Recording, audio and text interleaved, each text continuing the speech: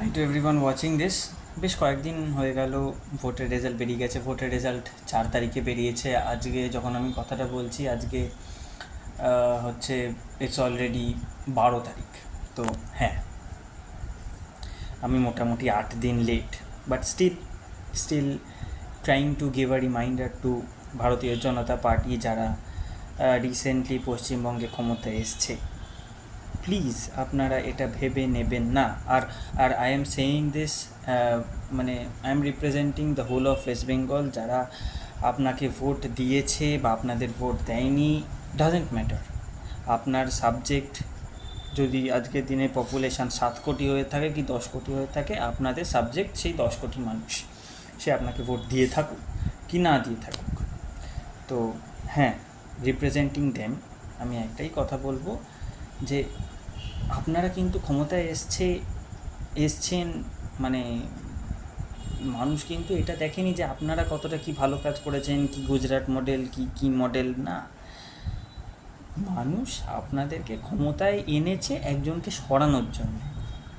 Primary fact হচ্ছে এটা, যে হ্যাঁ, যে এটা বলে আপনারা খুব গর্ববোধ করবেন না যে আমরা এখানে ভালো কাজ করেছি, ওখানে ভালো কাজ করেছি, এই করেছি ওই করেছি, সেই জন্যে পশ্চিমবঙ্গের মানুষ আপনাদেরকে বেছে নিচ্ছে। হয়তো সেটা একটা ফ্যাক্টর, আমি বলবো না যে কমপ্লিটলি নেগলেক্ট করুন ওই বিষয়টাকে, না, সেটা হয়তো 10%, 20%ও হতে পারে, কিন্তু বাকি 80% কিন্তু সেটা নয়। সোশ্যাল মিডিয়া সবার কাছে আছে, আমরা খুব ভালো করে জানি যে বিজেপি শাসিত রাজ্যে কী হচ্ছে না হচ্ছে, কতটা ভালো হচ্ছে কতটা খারাপ হচ্ছে, সবটাই তো চোখে আসে। যাই হোক, হ্যাঁ, আমাদের মনে হয়েছে বা পশ্চিমবঙ্গের মানুষের মনে হয়েছে যে এই যে তৃণমূল পার্টিটাকে সরাতে গিয়ে একমাত্র the opposition power which could probably মানে টেক ডাউন তৃণমূল কংগ্রেস ওয়াজ বিজেপি। আর তাই আজকে বিজেপি ক্ষমতায়, আগামী 5 বছরের জন্য বিজেপি ক্ষমতায় থাকবে। খুব ভালো কথা। তো মাই অনলি পয়েন্ট ইজ, কালকে যেন গিয়ে